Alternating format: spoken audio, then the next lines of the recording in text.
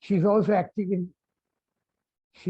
active in climate justice and right to city spaces in Berlin and Germany. So I'll just share my screen on the top line messages. Uh, and these are mostly very common to you all, so that we know that we are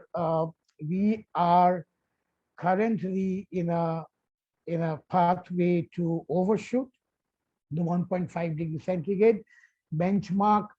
We have a remaining carbon budget for limiting to 1.5 degree, which is 420 gigatons equivalent of CO2. But to be within the 1.5 limit, the CO2 emissions should decline by 45% in 2030. It is also true that the emission reductions from land sector by 2030, if it's in a relative term, will approximately be 1/4 of the planned total reductions. The GHG emissions globally should peak by 2020, between 2020 and 2025, to keep the limit to 1.5. Land sector mitigation options, when sustainably implemented, can deliver large-scale GHG emission reductions and enhanced removals, but cannot fully compensate for the delayed action in other sectors. It's also the growth of bioenergy crops poses large challenges for maintaining food production and food prices and avoiding detrimental effects on our important ecosystem services and biodiversity. Going into the second, these are all kind of I would say the second tier of messages that we get, but there are concerns related to this, and these set of messages really need more critical and an analytical view, such as relying drastically on land-based climate change mitigation measures, and then adaptation strategies can produce mitigation co-benefits, but we see that more and more mitigation is being projected, and adaptation and funding towards adaptation is very low. And then there is this land competition between conservation, afforestation, and energy crop production, which has its serious implication. And whether this natural skin to animal-based food feed could lead to climate mitigation. The building governance capacity and securing land tenure is to attain sustainable land use, and then effective and equitable climate governance that builds on the rights of indigenous people, local communities, and women, and then upscaling the deployment of carbon dioxide removal is constrained through feasibility and sustainability approaches with its disastrous impact on the communities and the ecosystem. And so lastly, the protection and restoration of natural things can be achieved through the stewardships of IPLCs, women, and it represents a far more equitable and cost-effective way to achieve mitigation. So I'll stop here, and I'll request Kelly to please take over. Kelly, can you limit your presentation to 12 minutes? Yes, and thank you so much, everyone, for having me. It's nice to see you all. So I'm going to start us off with an overview, particularly around, focused on land and food. Sure, I've got this. So there were 2 IPCC reports that came out in 2022, and there was supposed to be a third, but it has been delayed till 2023. So we're currently in what's called AR6, which is essentially the cycle of IPCC reports, which are released every few years. So with each cycle like this, there are 3 main working group reports called working groups 1, 2, and 3, and then a synthesis report. And each working group report has a separate focus, while the synthesis report is supposed to capture all of it and essentially summarize. So the 2 that I'm focused on are working group 2 and 3, which is what were released this year. So working group 2 is really about impacts. So that's, what is happening with climate impacts, what do we expect to happen? And then the third is the mitigation pathways. So that report is really looking at what are the pathways that scientists are considering in models to get us to our climate goals. And just a note about this, especially with the Mentimeter, I'm probably not going to be sharing anything that you all already don't know based on your experiences on the ground. But I do think it's useful to consider where the IPCC is and use that to inform our advocacy for what we know we need. So what are the major things that have changed since the last cycle of IPCC report, which was AR5? I do think land issues have gotten better in this report. That's not to say that they're in a good situation right now, but AR5, there were essentially unlimited BECs being proposed. And so I think that, especially with the special report they did on land, there is improved considerations of a lot of the special characteristics of land. But there are still major problems, which Linda is going to talk about in a minute. So I'm largely going to leave that to her. But just to say that, yes, getting better, but still not great. The other thing is that climate impacts are getting worse a lot faster than expected. That was one of the sort of news headlines coming out of Working Group 2 earlier this year, and is that a lot of the projections in the previous report are coming true a lot sooner than expected.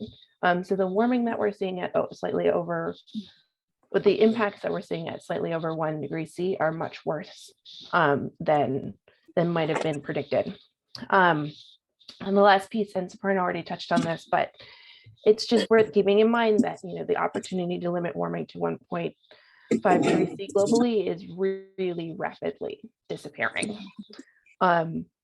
And that's an important context, both for the risks to the land sector, both from poor mitigation, but also from an adaptation situation. So to go through the impacts a little bit, like I said, impacts on ecosystems and food security are already more significant than the IPCC had originally anticipated. So you all don't need either the IPCC or me to tell you this, but we're already seeing the negative impacts on ecosystems and food security. And so some of the things we're seeing is, the increased disasters, whether it be hurricane, wildfire, flooding, are leading to sudden food production loss, which of course can be devastating for communities, both locally and, depending on the context, internationally. We're seeing increased wildfires, local species loss, which of course can undermine ecosystems going forward, increased diseases for plant life, and lowering of crop yields. Fishing is also seeing negative impacts on yields, and then rainfall coming in unfamiliar patterns. And for food systems and ecosystems, but particularly for food production, this is really challenging because as rainfall patterns are shifting, it can be very challenging for farmers to know how to adapt to new or different rainfall patterns, whether they're coming late, early, less, or more. But what we're also seeing a lot of is the really extreme rainfall events, which can lead to, whether complete losses or just delaying and undermining food production, can be really challenging for food producers already and farmers. And so on that point, one of the things that I think that this report improved on a little bit was the acknowledgement that these impacts are not shared equally. Certain populations are getting hit worse and first. And it's typically the populations that did the least to create this problem. So since this topic, since this event is particularly focused on gender, women are particularly vulnerable, as are children, and really farmers, those who are focused on a subsistence way of life and are more dependent on ecosystem services in their local area are particularly at risk for these climate impacts. So that was sort of looking at what's already happened. Part of what working group, or what's already happening, I should say, part of what working group 2 is also focused on is what are we expecting to happen as warming continues. So a lot of their job was looking at different scenarios of warming for, what's happening at 1.5, what's happening at 1.8, what's happening at 2, 3, 4, and so on. And I mean, it won't surprise anyone that the short version is that the more warming continues, the worse things get. And it is on an exponential scale. So while things are not, we are already seeing impacts now, we will be seeing significantly more impacts at 1.5. And the closer you get to 2, things sort of begin to get exponentially worse. And this is for everything from, species lost, disasters. So some of the things that I think really jumped out at me were, increase again of pests and weeds and disease increases for ecosystems. And for food security, food production can be threatened by, the higher temperatures. It's just starting to get too hot. You're also going to see increased flooding, which, as we've already talked about, significantly undermines algae blooms in water areas, will undermine fish production, and more, it's going to really undermine food security. They are projecting that the Sustainable Development Goal 2, which is to end hunger by 2030, will not be met, in part because of climate change, because the climate impacts are just going to make it too difficult to reach that goal. And then also the space for nature is still shrinking, which also undermines our mitigation goals. And so one point to emphasize here is each bit of warming matters. So as the door is closing on 1.5, that doesn't mean that we can afford to give up, because, as catastrophic as 1.5 is, limiting warming to 1.8 is still significantly better than limiting warming to 2, which is so much better than limiting warming to 3. So each bit of warming really matters to impacts. Okay, so moving on, and I'm getting close to time, so I'm gonna try to condense this a little bit. But so this is looking at working group 3 and the mitigation pathways. Land plays a really key role here. The land sector is responsible for a significant chunk of emissions. At about in 2019, it was about 22%. So we need changes in the land sector so that we aren't emitting so much there. But there's also a huge amount of potential, as you all know, in the land sector, to change practices, not only so that the land sector is not emitting, but so that it might be able to sequester carbon. And so every scenario that limited warming to 1.5 degrees C had huge levels of action in the land sector. And even when you are just looking at 2, it was a huge percentage, somewhere between 30 and 40% of the projected emission savings. So this is, that makes the land sector incredibly important, but it also raises a huge amount of risk, because while there is tremendous potential in the land sector, there's also tremendous potential that it could be abused. And Linda's going to get into more of the false solutions that are being promoted under the IPCC, but working group 2 in particular, and even working group 3, both emphasize that there are sort of 2 tracks that you can go in the land sector action, because there are the solutions, the real solutions that we all know on agroecology, ecosystem restoration, conservation and protection, land tenure rights for Indigenous peoples, that not only have huge mitigation benefits, but also are, have what they would call co-benefits, but are also really issues of justice, which is, that it would help adaptation, would help rights. But there's also a way to pursue action in the land sector that on paper, at least, might look like it would deliver mitigation benefits, although I think Linda will get into the many ways that we'd question that, but would also increase competition for land, undermine land tenure rights, and really create huge risks for communities. So it's important to understand that land, this is not to undermine what needs to happen with fossil fuels, but action in the land sector is going to be really essential to whatever pathway we take to trying to reach our climate mitigation goals. But depending on how that mitigation action is pursued, it could either really be part of building a climate just future or fundamentally undermining communities and rights and continuing a really damaging extractive economy. So, and just to emphasize, a lot of our solutions are considered in the IPCC. They have agroecology in there. They're looking at things like that, conservation, ecosystem restoration, but there's also a lot of the bad things that Linda's going to get into. And then also just like, techno fixes like lab grown meat. So that's going to be one of our challenges, is that our solutions are there, but often get drowned out by all of these problematic fixes.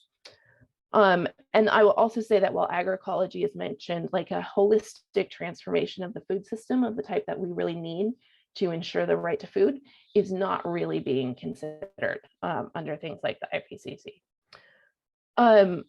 So I am at time, so I am just going to end it there. Again, emphasizing sort of the two routes in front of us and the importance of centering the rights of communities to ensure that we pursue land action in the right way. Thank you.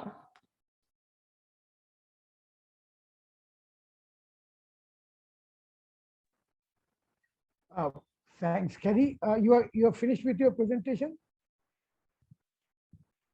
Yeah. Just yes, I'll Megan, turn off share in just a second. Megan, the French translation is coming in the English channel. Megan, the French translation is coming in the English channel. Okay, so great presentation, Kelly. And please remember others that we are going into the question and answer session after the presentation that will be made by Linda. So over to you, Linda. Yes, thank you very much. Let me see if I can. Do you see my presentation? Yes, Linda. Okay, and are the slides moving? Do you see the next slide now? Because sometimes that doesn't work. No, not till now. Not till now. Yeah. Okay, it's moved. It's moved. Yeah. It's moved. Okay, well, I'll just maybe leave it like this. Okay, so thank you very much also from my side for the invitation to speak at this webinar. And yeah, I'll jump right into it. So I'll be focusing on some of the fall solutions, but I will be taking perhaps a small step back and also focus a little bit on the first two working group reports. So this is, these are the images, and I'll start with working group 1 just very briefly. And that also builds on what was said in the very beginning, which is that we're currently, so one important finding that came out of working group 1 was that the 1.5 temperature limit would actually, under virtually all emissions trajectories, be reached in the early 2030s. So not only, not just, sorry. So that's not even a decade away, basically. And then the 2 degrees temperature limit might be breached between the 2040s and 2050s, depending on how we continue with the global emissions. And this is basically also building on what Kelly said. So there are already, the IPCC found drastic impacts in all regions and ecosystems. And many climate change impacts are also occurring much earlier than previously expected. This is an important finding also from the special report on 1.5. Basically, 1.5 is the new 2 degrees. Many of the impacts that we were expecting, or the IPCC was expecting in previous reports for 2 degrees, are actually occurring or projected to occur at 1.5, and it's pretty serious, as we're all seeing every day already. And irreversible losses and damages are already occurring and will also escalate with every further fraction of a degree of warming. And something that I want to flag here is that, you know, against this background, it's quite striking to see that the net zero by 2050 kind of global objective is still what, you know, is still the best that we're trying to shoot for, which is, you know, pretty obviously 2 decades too late if we're reaching 1.5 in the early 2030s already. One piece that I want to focus on a little bit, which has to do with the false solutions and false strategies around climate change, is that Working Group 2 that came out in February of this year put an interesting and a very important spotlight on the question or the issue of temperature overshoot. Because actually many IPCC scenarios implicitly or, well, implicitly or explicitly rely on temperature overshoot, and which means, so temperature overshoot means exceeding 1.5 for a certain period of time, such as several decades, and for a certain fraction of a degree. So temperature could, for instance, peak at 1.8 and then try to return to 1.5 towards the end of the century. And the concept of overshoot is also not, you know, it's not very strictly or narrowly defined. So overshoot could be for just 1 decade or several decades. It could be by 0.1 degrees Celsius or more, and so on and so forth. So it's a very kind of vague concept. And these overshoot strategies, as the IPCC Working Group 2 finds, are actually very dangerous. One reason is that the impacts that will be occurring during temperature overshoot can be irreversible, and in many cases will be irreversible. There's an increasing risk the higher temperatures go. There's an increasing risk of reaching tipping points and feedbacks in the climate system. Some of the examples that I mentioned by the IPCC are permafrost thawing and collapse of high carbon ecosystems. So those feedbacks in the climate system would release huge amounts of additional CO2 or other greenhouse gases into the atmosphere, which will then make it a lot more difficult to return to 1.5 after an overshoot.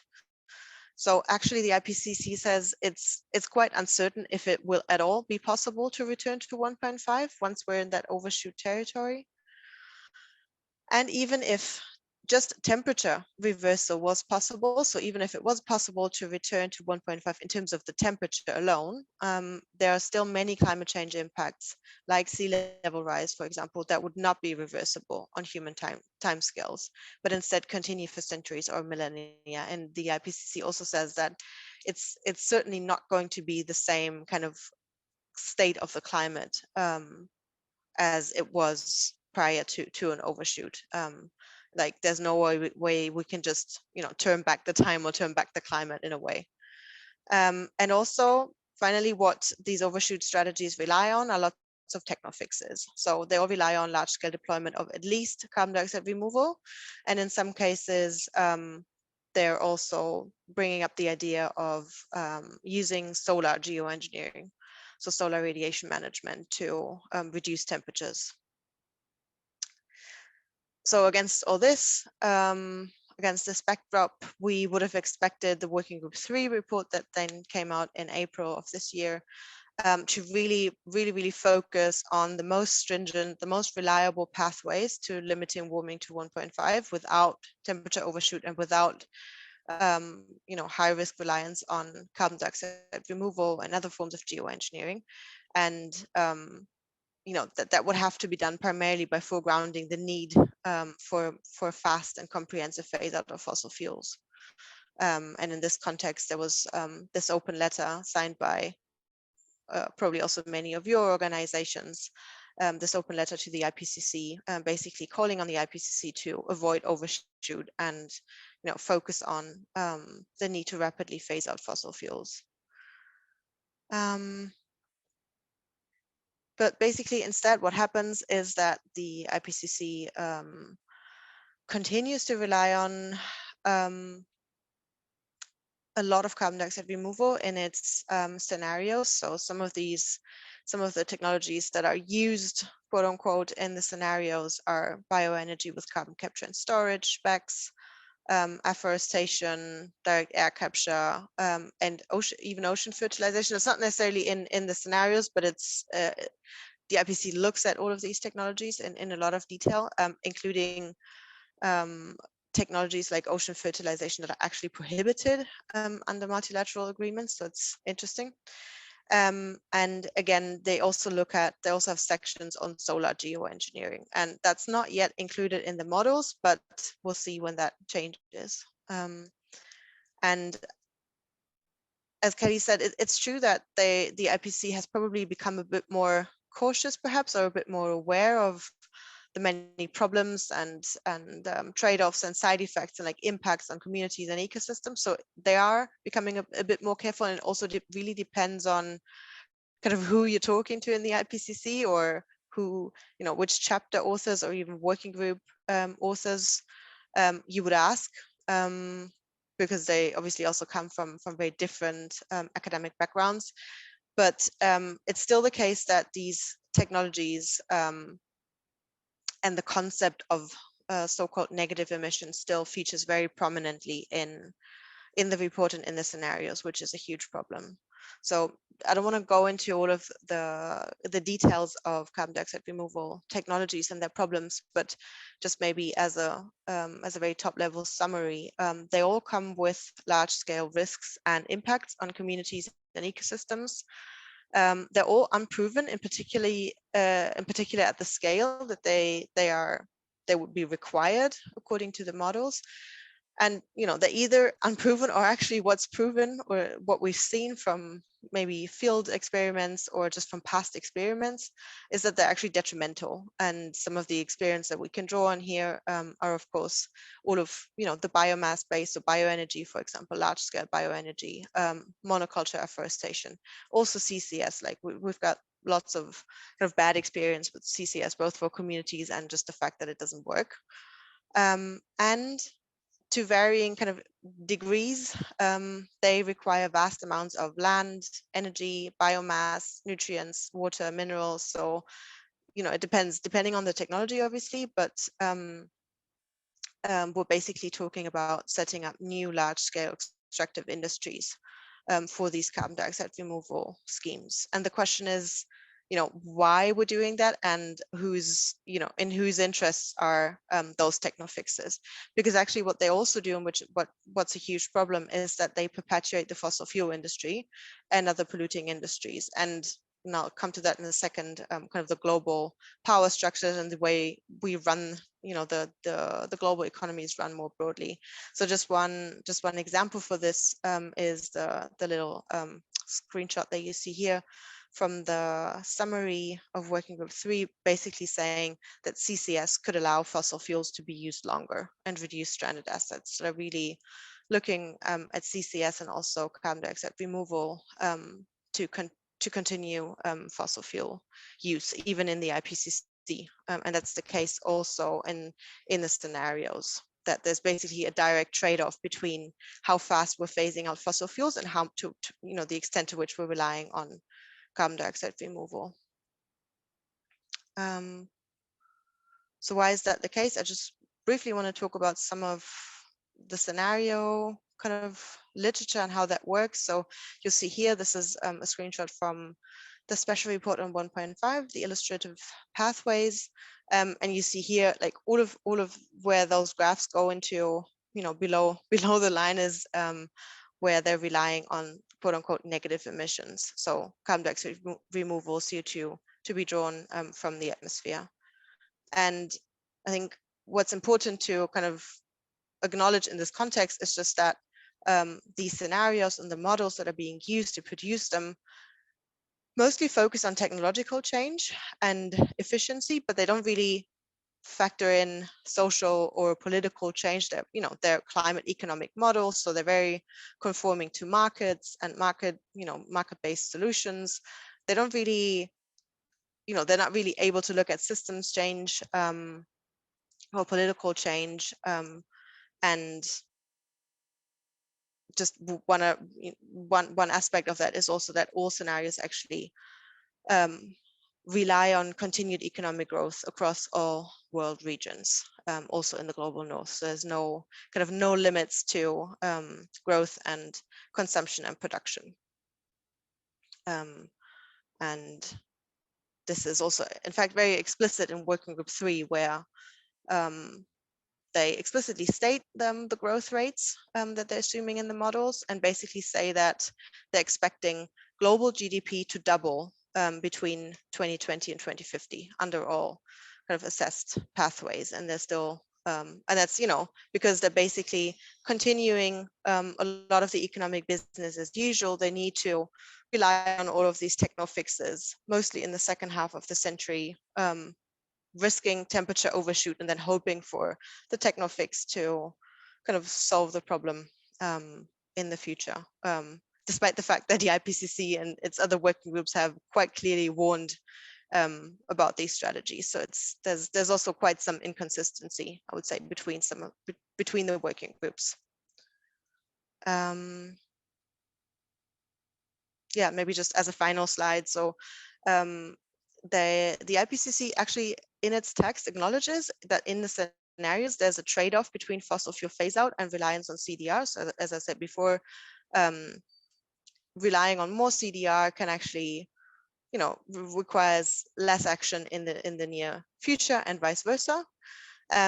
And in addition to that, the emphasis on fossil fuel phase-out was further watered down during the Working Group 3 negotiations, and those were some of the headlines that came out of the IPCC after the negotiations concluded in April. So basically, a lot of attention also on carbon dioxide removal, and a big hype and a big focus on it, where we should really be focusing on, obviously, all of the real solutions, not get distracted by all of the false solutions.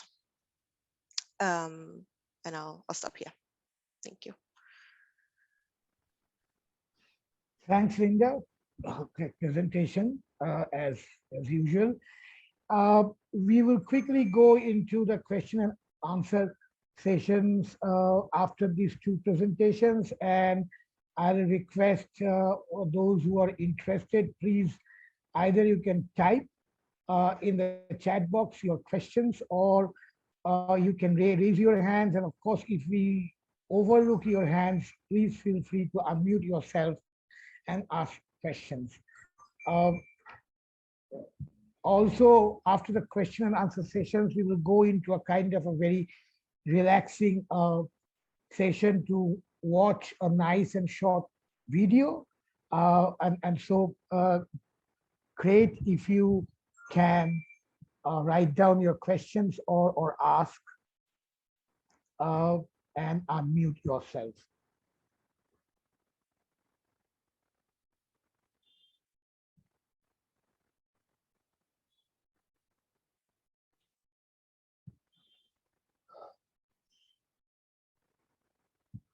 We don't see much questions, nor there is in the chat box.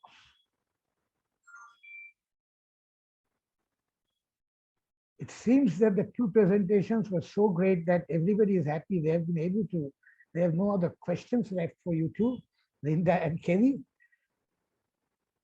One, okay. Is there anybody? I'm still waiting for any hand to be raised or any questions in the chat box. Okay, here we are. So this is from Lori Johnston. How will the activities that threaten planetary security be regulated? Number one. How will states and international organizations impose binding regulations to control human interaction with ecosystems to mitigate climate change and impacts regardless of financial goals. Open to both of you, Linda and Kerry, whoever wants to respond.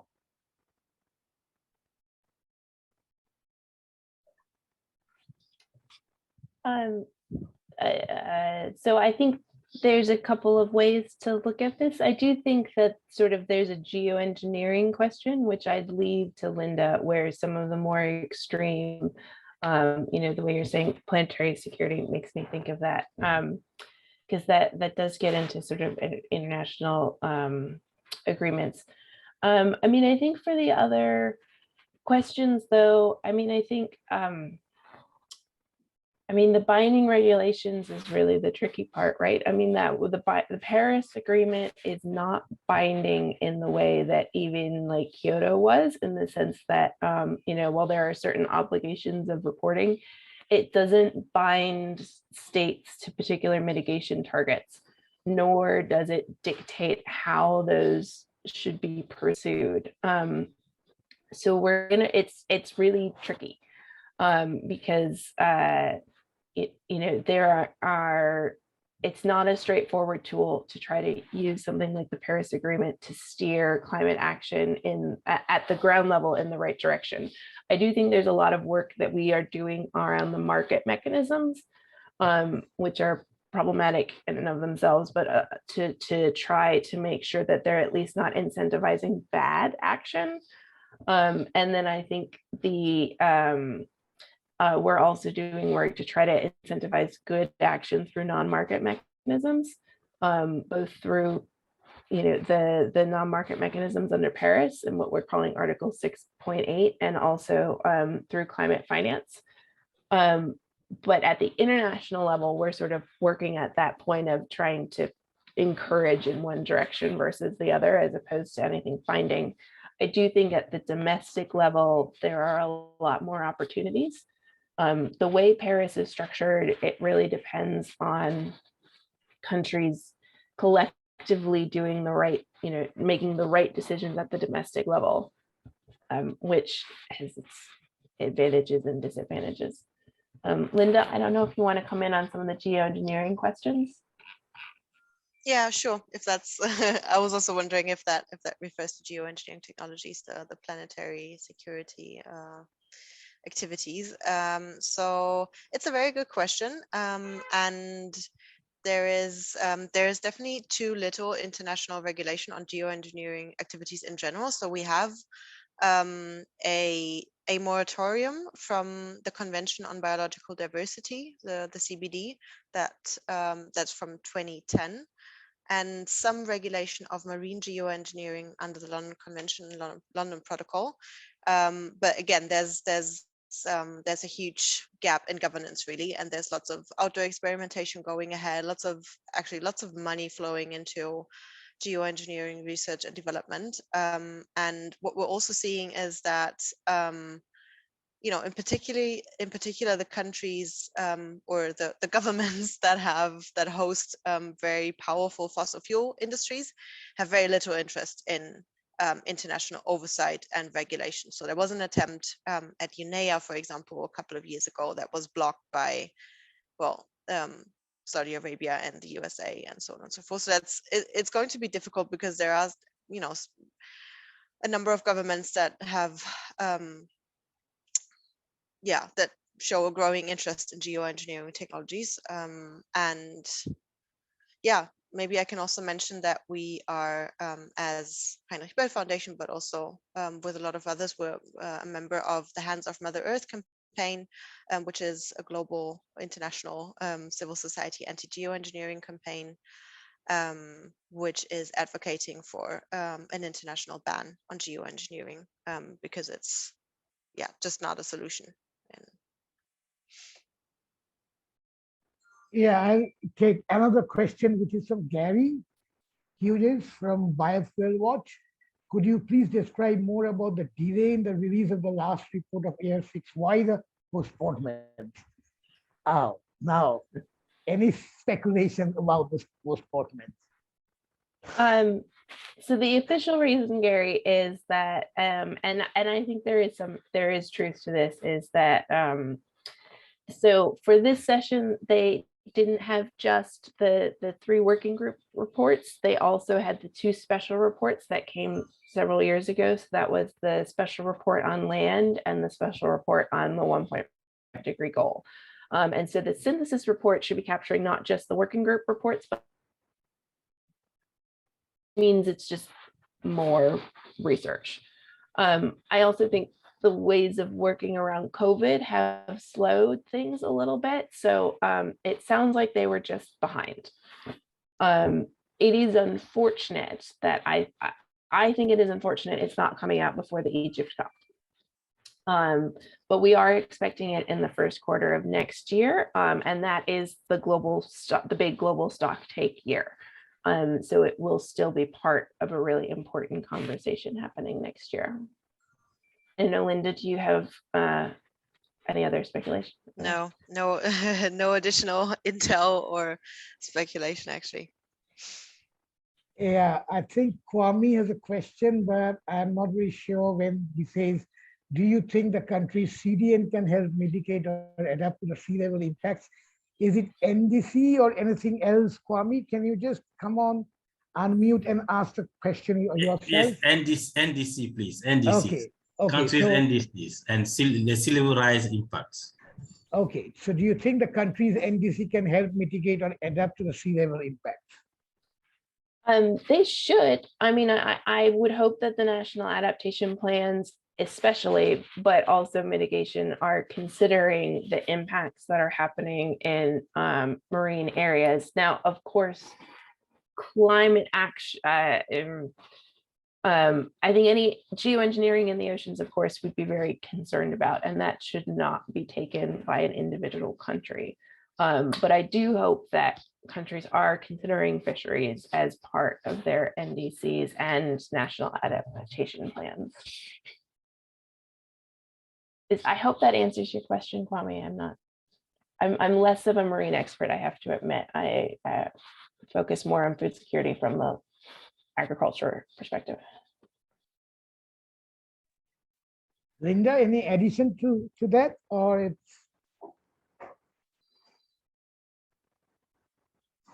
Okay. Yeah, no, not sure, not really. I do think it raises sorry, I'm not seeing another question in the chat, but I do think that raises an important point about the national adaptation plans and the NDCs overall.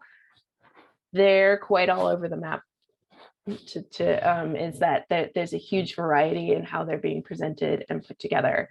And they could be a really important tool, or they could be a checkboxing exercise for governments to say, oh, we did this thing, without actually doing the work of coming up with an inclusive, transparent process to chart a new way forward.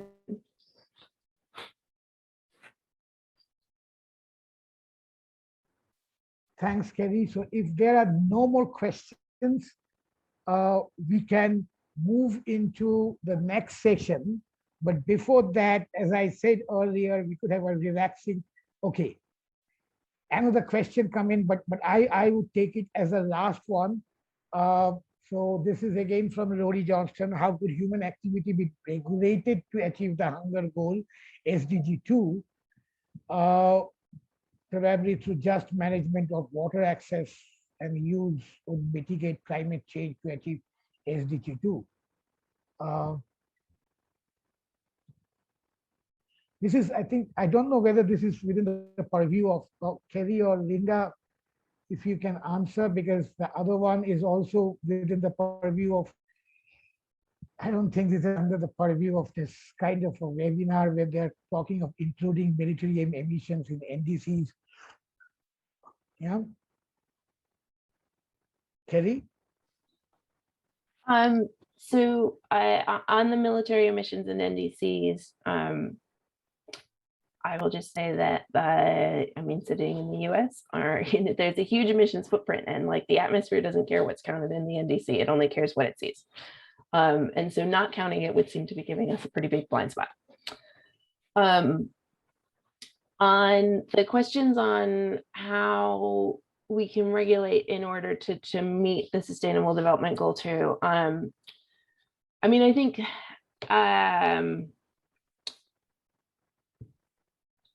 there's a couple, there's two pieces there. One is, I think, the mitigation on climate change, because with food security, there is at 1.5 and above, there's a profound risk about, some regions being unable to really produce food in the way they are right now.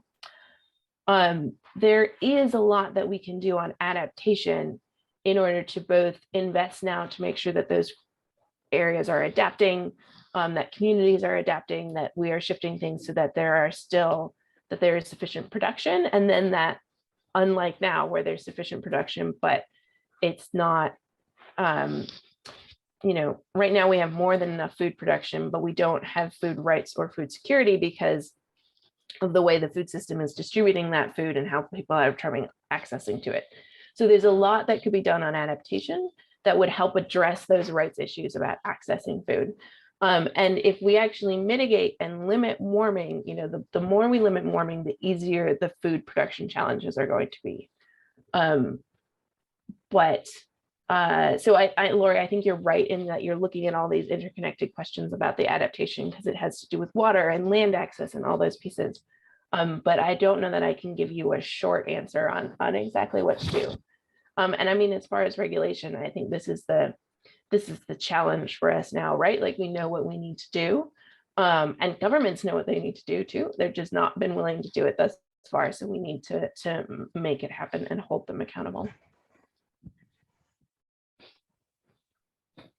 Maybe if I can Yeah, just add Linda. on that one question, maybe just from the perspective of fall solutions, once again, I think it's actually quite useful to look at the SDGs and the very broad and kind of intersectional perspective on kind of our global objectives, or like the multiple dimensions of human well-being and planetary well-being and so on and so forth. So I think it's from that perspective, it's quite clear that many of the solutions, actually many of the fall solutions, like geoengineering, but also many of the other techno fixes, fall solutions that are being put forward as a response to the climate crisis, actually exacerbate some of the other crises, including hunger, for example, because they endanger food production, or they harm marine ecosystems, or whatever it is that they do. So I think it's quite important to look at the multiple crises that we're facing at a global level, and come up with actual solutions that address all of these in an integrated fashion, including the social crises around inequality and human rights abuses, and so on and so forth. Yeah, also from that perspective, I think that's very important. Thanks, Linda. And Kelly, we are exactly on time, good on time to complete this session. Thanks to you all. And we will quickly go into the second session. But before that, as I said, quiet and relaxing session while watching a 6-minute short video. Corina, can we start the video?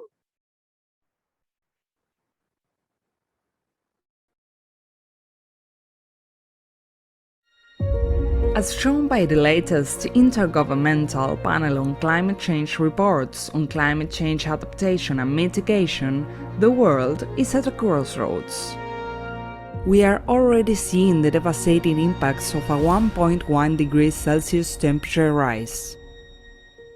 We are over 420 parts per million of CO2, and we need rapid transformations across all systems to avoid the worst climate impacts. To limit warming to 1.5 degrees Celsius, global greenhouse gas emissions must peak before 2025 and be reduced by 43% by 2030.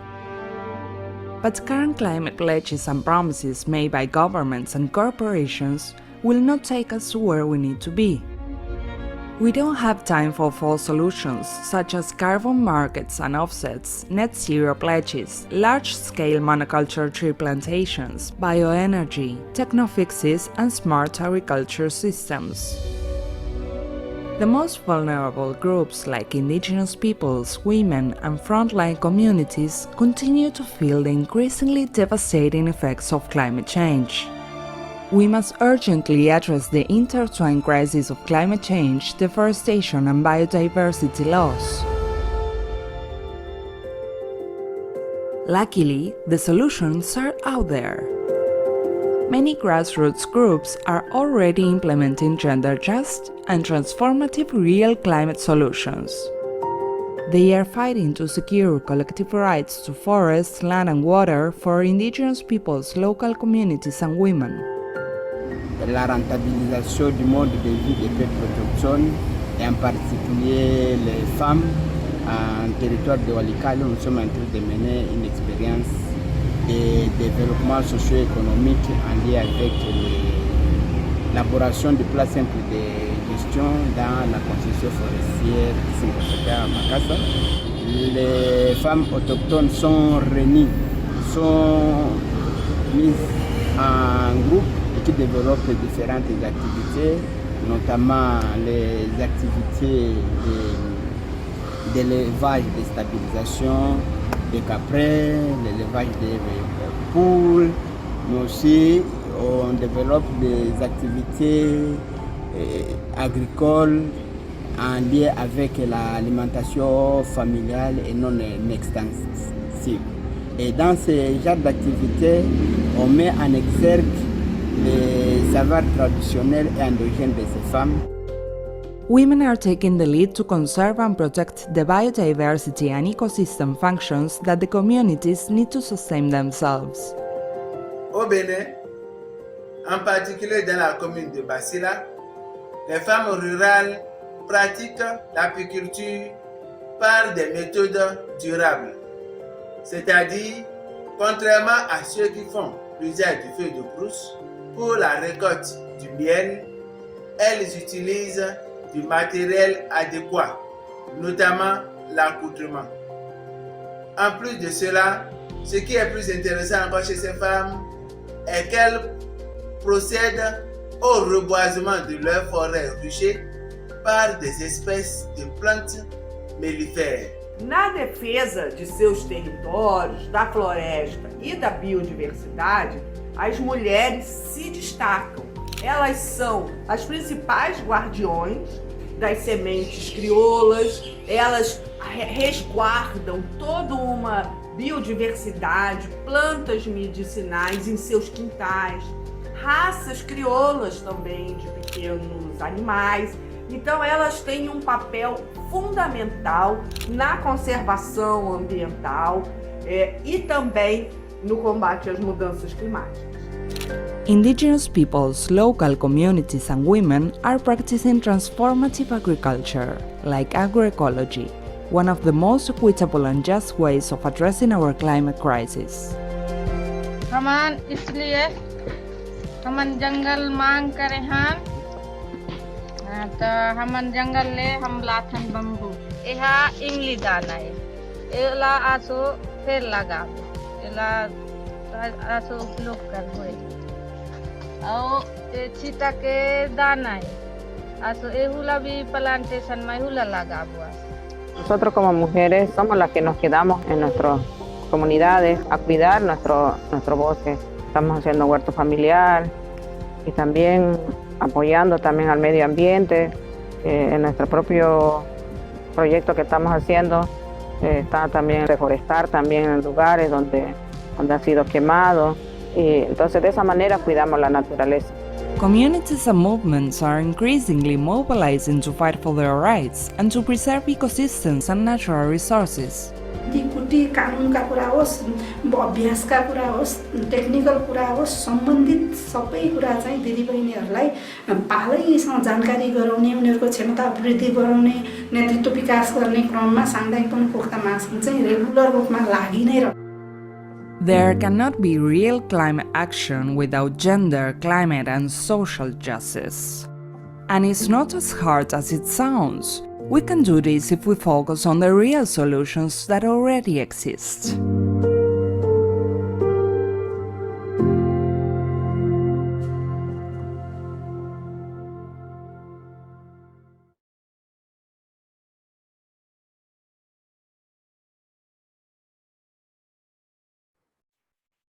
Excellent.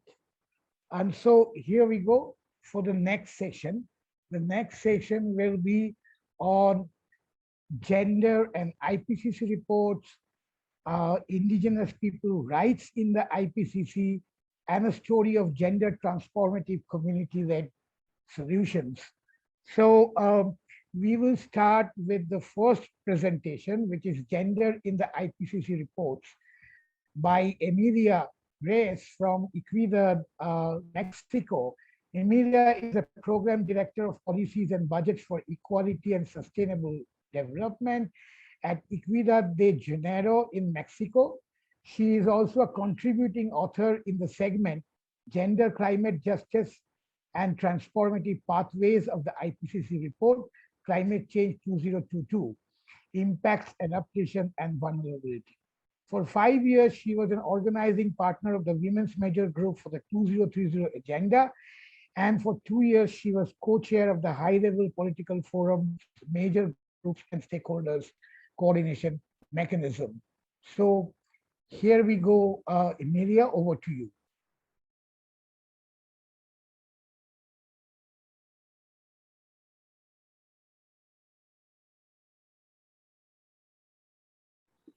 Yes, Emilia, you can okay, start you now. can hear me right now. Yeah. Yes, okay. yes. Okay, thank you so much for this invitation, and thank you so much already for the previous speakers who have shown us a wealth of knowledge already, and it's very tempting to comment, especially also after the video. But let me try to go through the segment that I was assigned to, and then maybe I can come back to some comments as well. Just let me give you some background. In the Climate Change 2022 report on the impacts, adaptations, and vulnerability, there is in chapter 18 several cross-chapter boxes on different elements that are related to the overall content of the report. And there is one specifically as an annex called Gender, Climate Justice, and Transformative Pathways. So there was an intention on mainstream gender into all of the reports, especially on this one, on impacts, adaptation, and vulnerability. But there was also sensed a need to highlight in a very specific manner how gender was should be addressed, and what are the, let us say, the structural issues that should be dealt with when talking about what are the relationships between gender and climate change. And there was a political debate, as you all know, within the IPCC reports as a whole, but especially in the final two, or whether on the term climate justice could be present in the reports. And this is precisely because developed countries were refusing to accept this notion of climate justice. But for many of us who were collaborating in this text, it was key to emphasize our relationship between gender and climate justice on the one hand, and also to propose transformative pathways. So this is something that is key just to highlight. So these are the authors who were working in this segment, and I was working, the two main lead authors in this cross-chapter box were Anjal Prakash and Cecilia Conde from Mexico, and I was overseeing the work alongside Cecilia Conde in trying to shape the entire chapter. So I'm just going to share some key messages, and overall to say that gender has a very strong component at the micro level. We are still exploring the dimension of the meso level, or the institutional level. And we tried as well to focus on what about the macro. So you will see some points of entry on all of them. But the main key message to start with in this cross-cutting box is that gender and other social inequities that are intersectional compound vulnerability to climate change impacts, and this came along with a very high confidence assessment. So climate justice initiatives need to explicitly address these multidimensional relation to inequalities as part of our climate change adaptation strategy. But also it was very clear that some of the points of entries to address these inequalities relate to access to resources, to assets, services, as well as participation in decision-making and leadership. So there is this component on achieving gender and climate justice at the same time. It was also important to say that it is really key to include a gender climate justice as a vision into long-term policy and program measures and investments, because there is a need also to focus on shifts in social norms, rules, behaviors, because, and this is what I want to emphasize very, very strongly, we need to address structural inequalities and support an enabling environment for marginalized groups to effectively adapt to climate change. And this is the comment on the second message on this slide is very important, because given that on the one hand, climate adaptations are grounded in local realities, the links to SDG 5, meaning gender equality, is important to ensure that adaptive actions do not worsen existing gender and other inequities within society, leading to maladaptation practices. So this, what we're saying is, if you are not doing it correctly in addressing structural inequalities in your strategies for adaptation, you may even generating worsening conditions for first impacting these groups, and then second, you may be actually promoting maladaptation practices. You're actually making it worse and taking the population into a worse state than they were before the intervention, if there are not structural elements to address all of these inequalities in a multidimensional manner. And this is super important. And as you say, it came with a high confidence assessment. So, and this also comes very importantly, adaptation actions do not automatically have positive outcomes for gender equality. So there are positive and negative links of adaptation actions with gender equality goals. So it is really important that, as I was saying, adaptive actions are not leading to maladaptation practices to exacerbate existing gender-based and other social inequalities. And so on the one hand, we emphasize in this part that we need to change unequal power dynamics to foster inclusive decision-making, etc. But also in the future slides, you will see that we're also trying to address the macro points of entry, and that, let me emphasize one, as of now, it's important to eradicate the sexual division of labor, because women are subsidizing the economy as of now, with the way that our economies are orchestrated, because women are with all of the unpaid domestic and care work they're doing, that leads to 60% of the value that circulates in the world. So there is also this sort of naturalization of the role of women when we come to a discussion on gender and climate change, where we are now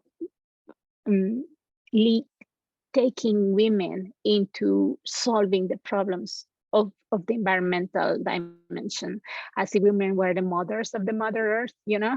So it is really important not to assign extra burdens of unpaid domestic and care work into them on behalf of community work. So there has to be a shift in the relationship of unpaid domestic and care work versus the overall productive actions, especially in a larger understanding of the sexual division of labor, to see how are the roles going to be reassigned and the productive activities. So I think this is key, especially at the community level. Otherwise, we're just assigning them again a larger share and a larger burden, and we are deepening inequalities, even though we are supporting the environment. And as we say, there is a strong correlation on the capacity to adapt of societies if we reduce gender inequalities. But it is true, also it was very hard to find a robust body of knowledge, because there are very few examples of successful integration of gender and other social inequities in climate policies to address climate change vulnerabilities and questions of social justice.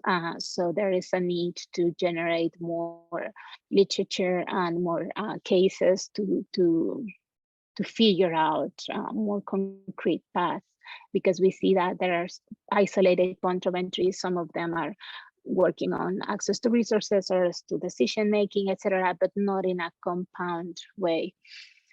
So I think in this slide wants to emphasize this relation to gender, climate justice, climate change, right? I mean, climate justice, it is key. It is key to understand that our work on climate change needs to aim towards climate justice. And this is a political agenda. And we have seen that after this report came out, we went to Bonn into the intersession of the COP on climate change just this summer. And developed countries were totally adamant in deleting the term climate justice. They don't want to hear about it. So all of these technocratic solutions without really understanding that climate justice is at the core of the real solutions to address climate change. So even though there is this text, developed countries were not willing to recognize the content because it was linked to gender and climate justice terms, right? So it's really concerning. And this also needs, from our end, not only from a technical analysis, but also from a political and activist work, to keep on pushing for developed countries to recognize that climate justice calls for transformative pathways for human and ecological well-being. And these, of course, need to focus, as I was saying, even we're talking about gender, we need to address the concentration of wealth, unsustainable extraction, distribution of resources, as well as the importance of equitable participation in environmental decision-making for climate justice. So in other parts of these books, this text, there is a vision on trying to understand how gender relations are happening, because gender relations mediate experiences with climate change. This is where we are bringing again the issue of the sexual division of labor, because the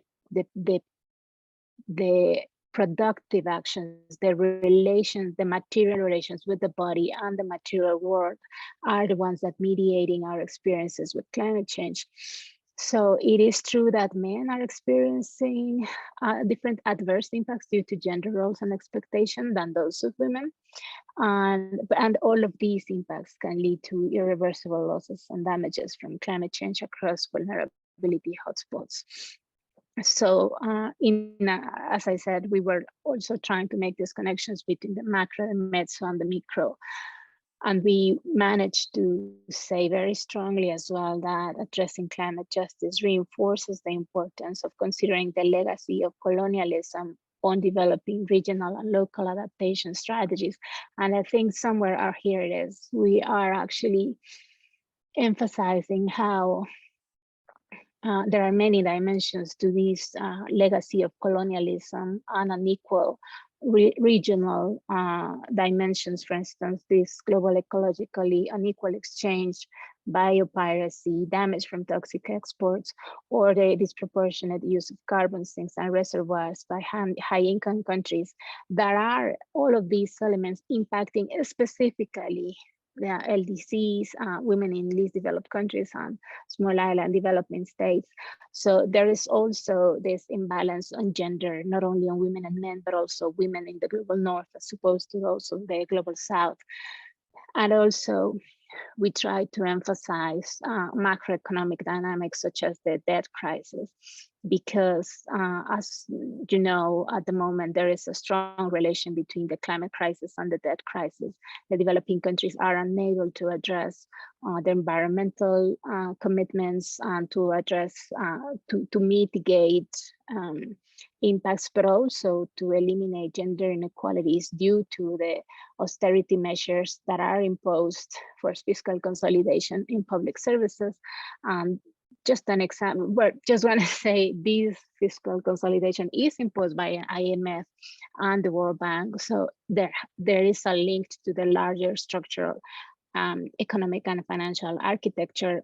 So this is not only about women and men, this relates to larger economic structures. And of course, this highlights, we have seen that on the ground, how austerity measures can increase to gender-based violence, bringing additional burden for women in the form of increasing unpaid care and domestic work, which in turn leads to them in a being in a lesser capacity to address the impacts of climate change. So there is this gender vulnerability that you have seen already from the point of view of the technical analysis, but land, ecosystem, urban transitions to climate resilience, all of these need to address gender and other social inequities to meet sustainability and equity goals, addressing also the needs of marginalized groups.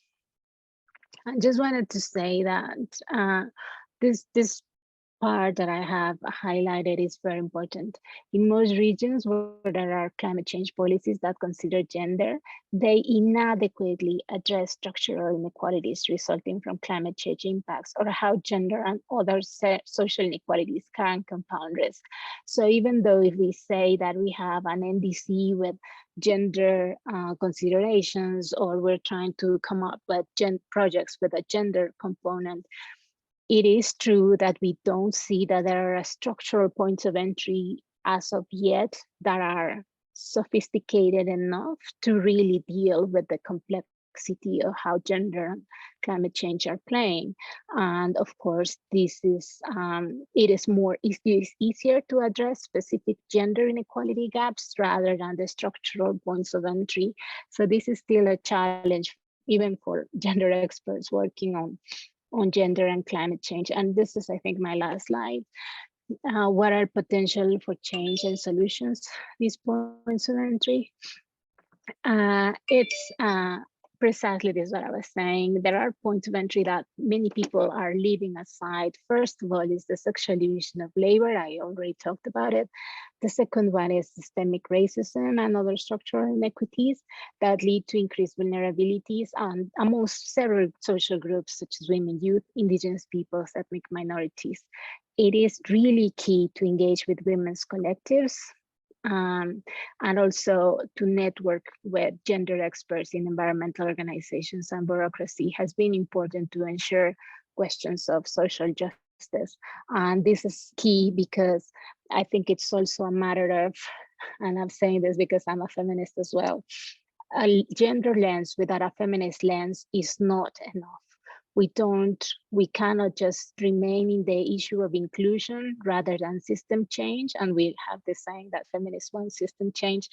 And we align ourselves with all of these proposals by our colleagues that are previous speakers. We reject false solutions, and false solutions as well come just by adding women and steering, tokenizing the presence of women. We need a system change that really address the larger social dimensions. And we would hope that with this type of dialogues, we're in the right track to doing that. Thank you so much. Thanks, Emilia. Thanks a lot for raising a lot of important questions and issues, especially the issue of structural inequalities linked to the other inequities and the role of the World Bank, IMF, and such multilateral development banks. Thanks for that. So without wasting any time, let me go to Tom Goldtooth. Uh, Tom is a very senior and very well-known Indigenous activist, and he's also the executive director of the Indigenous Environmental Network based in USA. So, Tom, here we go. Tom will be speaking more on Indigenous rights of IPLCs and IPCC reports. Yeah, thank you, Sapana, and thank you to the Global Forest Coalition India. And back here in my home in the state of Minnesota, in USA, we say Hametakia Pi, which is hello, all my relations, my relatives. In our Dakota language, we greet people in recognition that we are all related. What many people throughout the world do not understand is that the word Mitakia Pi is really a spiritual word that recognizes that all life, animate and inanimate, has energy. It has a sacred essence to it. It is life. We are related to life, and life is related to us. So, that concept of our grandmother Earth, our grandfather Sky, the air, the earth, the soil, the water, and fire are all part of spiritual indigenous knowledge that we have. I want to emphasize on one part of the IPCC report related to colonialism. For the first time in history, as far as I know, the acknowledgement in the IPCC report around the impact of colonialism that states that present development challenges causing high vulnerability are influenced by historical and ongoing patterns of inequity, such as colonialism, especially for many indigenous peoples and local communities. I want to have some key messages around that, but like the previous presenter talked about in the specifics around gender issues is, what is the points of entry that we are challenged with as indigenous peoples and our allies that are addressing the broad issues of how do we achieve the 1.5 goals, how do we look at the impacts and the adaptation and vulnerabilities that were addressed in the working group 2 of the assessment process. And so for us in our indigenous environmental network, we're starting to analyze this issue and this challenge, but also looking at the key messages of history, how we got to be here. So following World War II, colonialism has continued under the guise of development, development institutions, governments, all leverage their power by implementing fossil fuel and the infrastructure projects using the private sector, using the multinational corporations and investments from the banks in the system of capitalism that exploits Mother Earth, nature. Colonialism in this way continues, and given the political climate today, is expanding.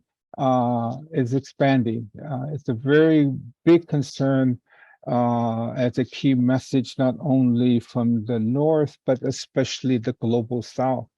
So indigenous peoples throughout the world were continuing to experience the daily violence of impacts of ongoing colonialism, not only colonialism against indigenous peoples, but colonialism of Mother Earth, colonialism of nature in our communities, our bodies, the animals, the forest and land, with specific violence to indigenous women that's perpetuated by the fossil fuel and extractive industrial complex, not only here in the north of the US and Canada, but it's very real and very serious in all parts of the global south. So really quickly, when I think about colonialism, I think about that history of European expansion for the purpose of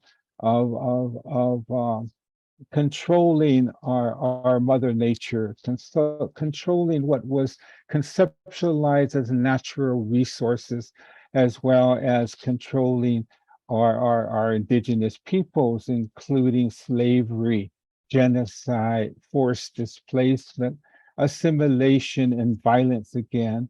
You know, so when we think of the ships and the guns and the weapons they used hundreds of years ago, as a history of colonialism, along with militarization, indigenous peoples, you know, during that process, were told that our histories are not real, and the colonists, the settlers, they converted a lot of people through forced conversion, religious conversion that wanted to destroy and bury our cosmovisions, and how Western science is the best tool that can provide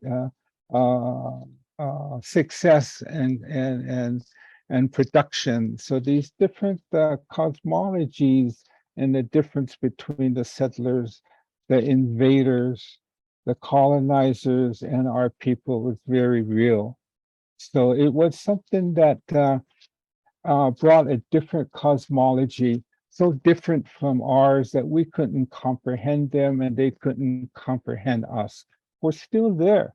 We are still there.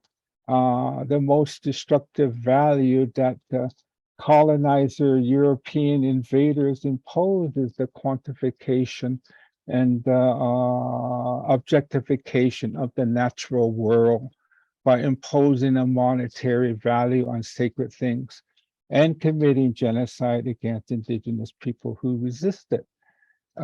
Within the past years, we continue to have the imprisonment and the assaults and the arrest of our earth defenders, not only here in my backyard in Minnesota in the United States, but it's very real in South America, also in Africa. So this history of ecocide, destruction and devastation of the sacredness of our earth, of our father sky, is really important. That's a key message that my spiritual authorities get to share with people on this webinar. So with this said, how do we continue to take advantage of the recognition of the experts who put together this sixth report of the IPCC? That's a challenge that we are still exploring. And how do we confront the expansion of Western science that wants to continue to challenge us? So we're dealing with powerful actors in this work, and not only actors within the IPCC, but also the UNFCCC and the UN Convention on Biological Diversity, which is pretty much controlled by colonial development institutions like the World Bank and the IMF, who tell us today that nature-based solution and the reducing emissions from deforestation and forest degradation, REDD+, is that it's good for us, that it is a mechanism for recognition of indigenous peoples' land rights and land tenureship. We're very concerned about this because it does not demonstrate that's what it's about. And you know, nature-based solution is a catch-all. It's a term to disguise the use of carbon offsets that are sold to the fossil fuel industry to continue to pollute. So this is what we're dealing with when we look at the concepts of colonial development and the powers that exist to try to convince us that we don't understand what they're talking about, that we don't understand their economic systems, and that we're wrong. But we're not wrong. We're exactly we see exactly what they are doing in order to continue to exploit Mother Earth and nature. So we have to look at the co-optation that's taken place in using our language and using temptations of large amounts of money to become partners in these these initiatives. Now the rebranding of RED that we call nature-based solution it's very concerning to us, and you know the nature-based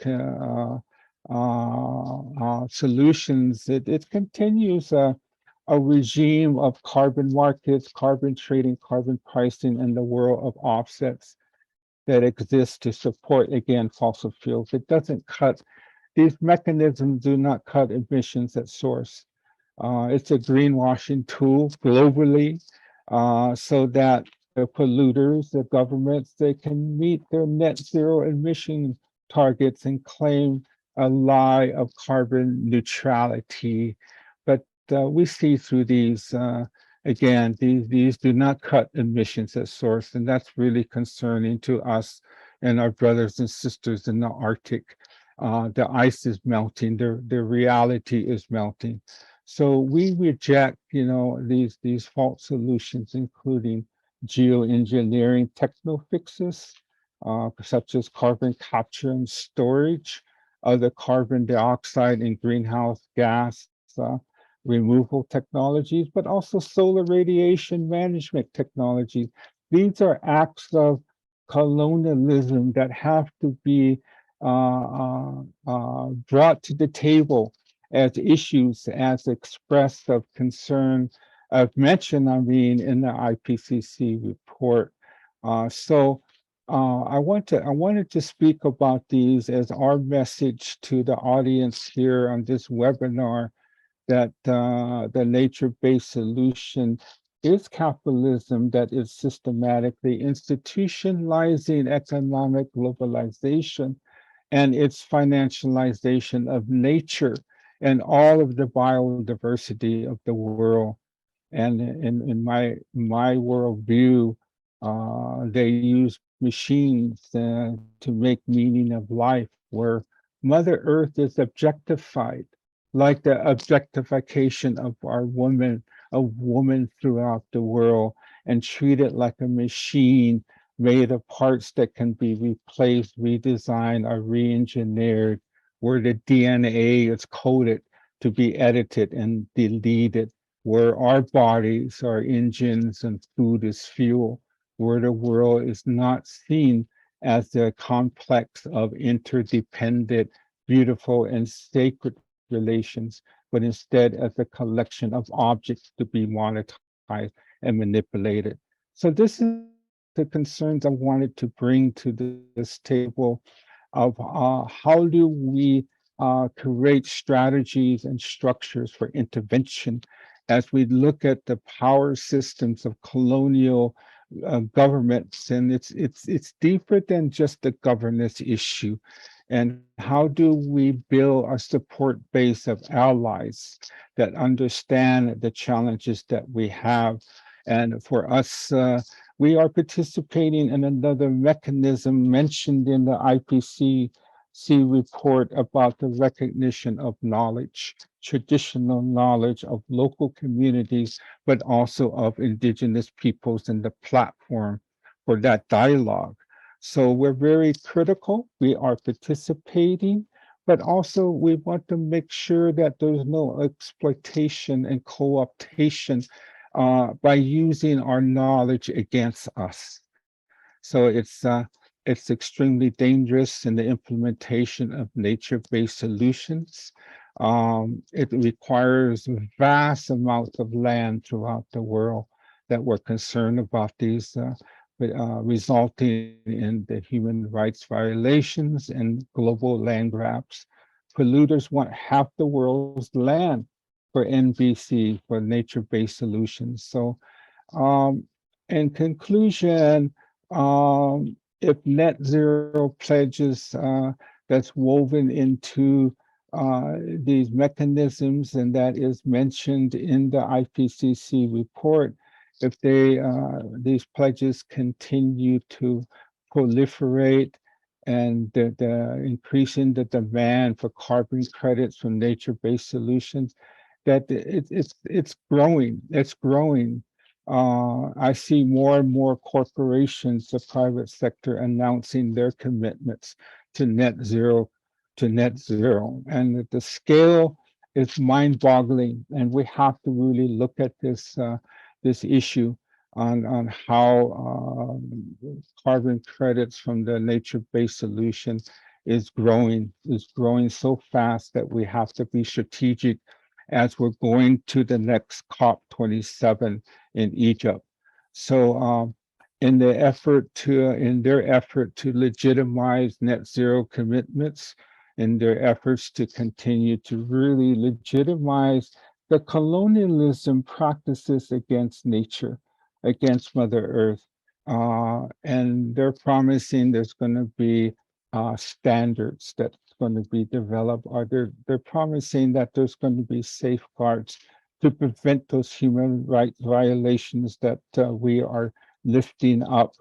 And we don't see that there's no guarantee that there will not be an increase of human rights violations. Those are going on now. So these projects are not solutions. There are more colonialism of nature. And we will continue to develop strategy around creating the necessary mechanisms and the points of entry that was mentioned earlier, and with some really serious critical thinking about what are the structures that are being developed within these international institutions of colonialism. And so I'm going to stop there and thank you very much. We only have one Mother Earth. Thank you. Thank you, Tom. As usual, a very strong presentation and speech. As we move into our last panelist, and we are running almost out of time, I encourage you all who have questions to please write down in the chat box for both Emilia and Tom, so that they could check the chat box and perhaps could answer them in the chat box itself. And if we have time left, we will definitely be they will be answering back to you once we are through with our last panelist. So our last panelist will be Bharati Pathak, a woman leader and General Secretary of FECOFAN, which is the Federation of Community Forest User Groups in Nepal. And she will basically make this will be a story of gender transformative community-led solutions. And so Bharati, over to you, please. Okay, thank you so much, Suparna. Good morning and good afternoon and good evening. My name is Bharati Pathak. I am a chairperson of the Federation of Community Forest Users Nepal. Thank you so much giving this opportunity to me and FECOFAN. I'm going to focus contribution of the women, especially grassroots women groups, for the community forestry and forest restoration in Nepal. So I would like to request share the my slide also. Next slide. So especially in Nepal, we are working with the community forestry users group. Community forestry users group is a community-based group This is the very household member affiliated with the community forestry users group. You already know about this. We have more than 22,000 community forest users group in Nepal. 2.2 million hectare community forestry area managed by the community forest users group, and 2.9 million household affiliated with the community forest users group. So I'm giving the short introduction about the community forestry. 40% total forest area covered by the community forest users group in Nepal, and 14 million people of Nepal are engaged in directly community forest users group, manage the forest, not only forest and natural resource, forest and water and land, and the human are very interlinked. And like promoting self-governance and empowerment of structure and the community forest users group and the FECO structure. So that is the very mandatory for the leadership position. Is not 50% women, and the vital position and the chairperson, either secretary and the vice chairperson and the treasurer is necessary for the decision-making process position for the women representation. This is the very model and good example and the good cases for the community forest users group. And another is the very continued advocacy for the resource through the community forestry and the women. How can we allocate the budget for the community forest users group to the poor people, women, and the marginalized group?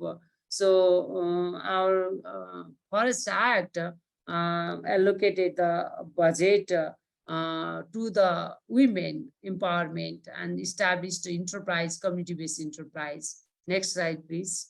So we have a 50% representation and mandatory in leadership position, not only like a mixed community forest users group in Nepal.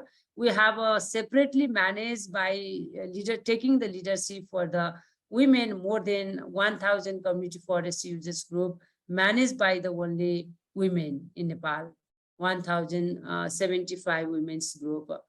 And we are continue advocating to the, we made a policy favor for the women. We have a forest sector gender strategy, we have a forest sector policy, we have a Forest Act. All are highlighted, giving the opportunity, giving the position for the rural women who are spending more time in the natural resource management. So we realize and we continue advocacy with the government. After that, our Forest Act making time, and the community forestry income need to allocate the women 50% budget need to allocate with the women's group in the community forestry users group.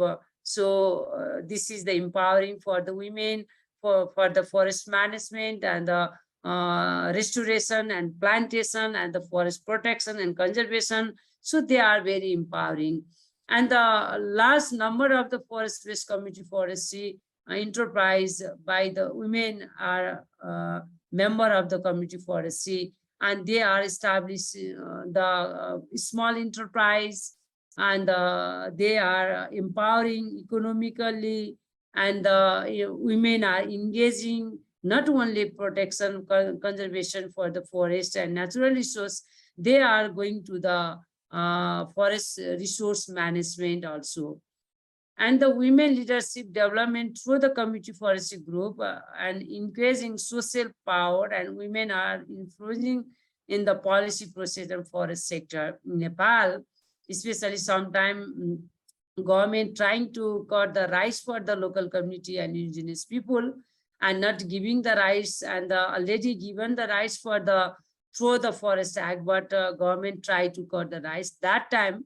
And the rural women and the community forest users group women are continue dialogue and discourse and the advocacy and the mass demonstration this is the very linkage with the climate justice and climate gender justice and the collective women land rights also. We are continue advocating in collective land rights. We have a tree rights with the community forest users group, but they cannot manage the a land. So that is the very serious issues. We are continue advocating with the government. We have a 3 tiers government. We already gone in the federal structure. We have a local government, we have a province government, we have a federal government. They are making the policies and different policies and forest sector policies made by and making the government. That time our community women's are continue dialogue with the 3 tiers of government, make policy favor for the local community, indigenous people and the women and the poor people. So that types of the activity we are continue advocating with the government and the other agencies and the supported donor agencies also. So I already mentioned to the 50% income of the community forestry need to allocate to women empowerment and establish the enterprise also. So this is the good contribution and the good practice for the community forest users group. And another is the issues for the climate change. So women are a huge contribution and they are playing to the very good role in the conservation and the natural manage the natural resource, but they are not getting the benefit because they are not aware about the global agenda. You know, in the climate change agenda, we are discussing in here, like they are the example for the community forest in Nepal.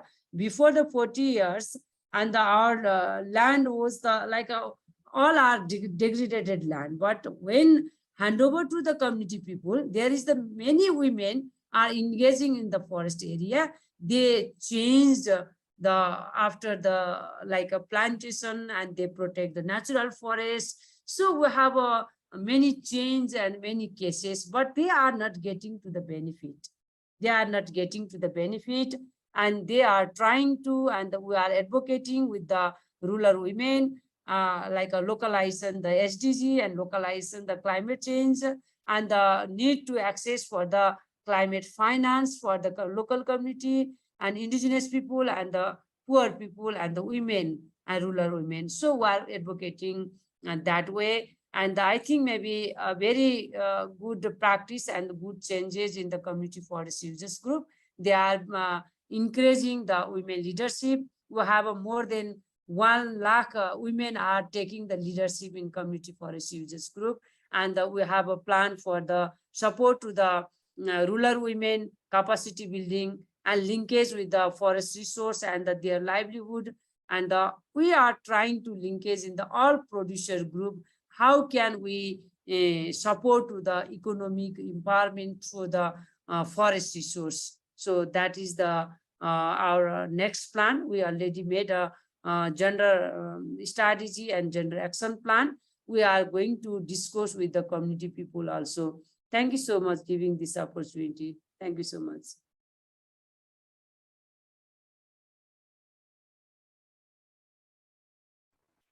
Thanks, Bharati, for a very powerful storytelling on the role and power of women in community forest governance in Nepal. Unfortunately, we are at the last minute actually of the webinar. And if there is a very important question to ask, even in the chat box, I can see one question, which is basically, I think, for Tom. If Tom is willing to answer that question quickly, we are here, but otherwise we will have to wrap up the webinar. Tom, did you? Yeah, I saw a question about, looking at the recognition somehow of indigenous people's rights at the nation state level. I wish that there was a really keen solution to that, and there are, but the struggles are so paramount, and we have to continue to scout out or look at those countries that have indigenous peoples, especially within this topic that we're talking about, is to hold them accountable for recognition of the UN Declaration on the Rights of Indigenous Peoples. That is not a legally binding declaration or document, but we have had successes in some countries on a country adopting the recognition of the declaration, which includes a key component is the recognition of free, prior, and informed consent. There's the, we have fought with human rights NGOs in the UN climate meetings, and we had fought for the recognition of human rights, including the rights of indigenous peoples in the main text of the Paris Agreement. But as many know, we did not reach that achievement, but it is recognized in the preamble that really doesn't have any meat to it again. But those are mechanisms we have to continue to push for, the mechanisms and enforcement of human rights instruments at the very, highest level international law, but also be strategic at the local domestic level as well. Thank you. Thanks, Tom. And before ending, a lot of our gratitude and thanks to the panelists, Kerry, Linda, Emilia, Tom, and Bharti. Also, to my colleagues, Corina and Valentina, for the support to organize this webinar, and last but not the least, a big hand to our team of interpreters, Megan, Emily, and our colleague who is interpreting in French. Can you just come online with your video, and so everybody can watch you, and a big hand for you all. You are muted. Okay, so thanks a lot again, and all the materials and slides and presentations will be sent to you in due time with the recording. Thanks again. Good night, good evening, good afternoon. Thanks to all. We'll see you.